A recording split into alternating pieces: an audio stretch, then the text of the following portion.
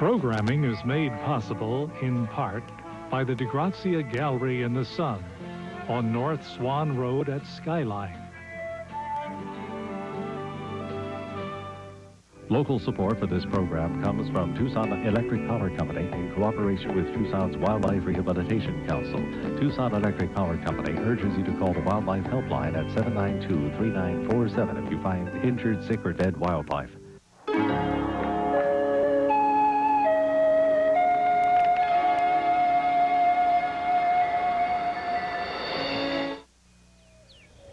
When it comes to home building, human innovation is just another piece in the puzzle of survival. For people, survival of the fittest may really be survival of the most innovative. Recycled paper, there's a little bit of dirt in here, used as a binder.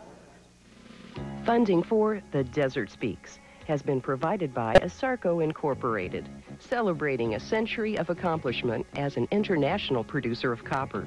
ASARCO, producing the metals we all need, respecting the environment we all value.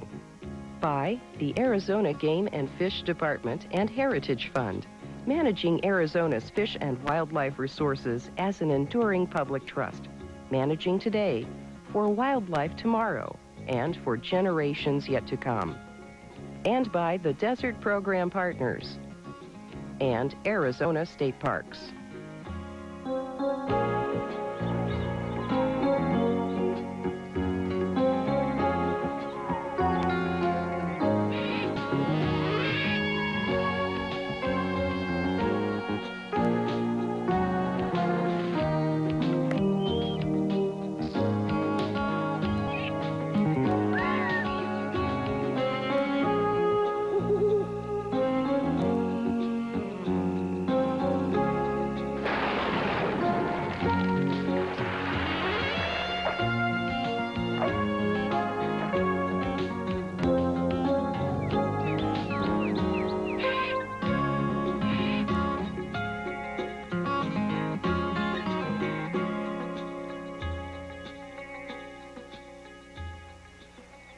Just about every kind of animal builds a home, whether it's a nest or a den or a castle. Every critter needs a place where they feel protected. But out of all animals, I'm willing to venture that nobody else builds as many different kinds of homes as people do. Probably because people inhabit just about every place on Earth. To do that, we have to be very adaptable, especially when it comes to creating the spaces we live in. Being innovative is really just a fancy kind of adaptability when it comes to home building. As the world changes, so do the needs of people. And this is where adaptability comes in handy. I've been told all along that it's very versatile. You can cut it and shape it as you need, but until you start doing it yourself and see for yourself, you're not convinced, and now I am convinced. It's quite easy to work with, and I was surprised that you used pretty much the same tools as a mason would use: a plumb, a string, and those kinds of things, a chainsaw.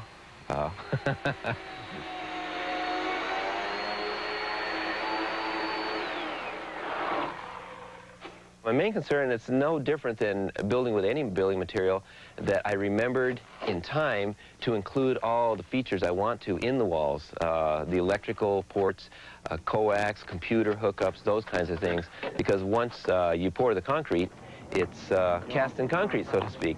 However, even if I missed out on that, there's other techniques you can put them in afterwards, but it's just easier to do it before you pour. Recycling is one way people adapt to the increasing strain waste puts on our environment. By using recycled steel, this builder is also saving money. This is what is known as a light gauge structural steel. Here are 20 gauge exterior. They support the weight of the roof.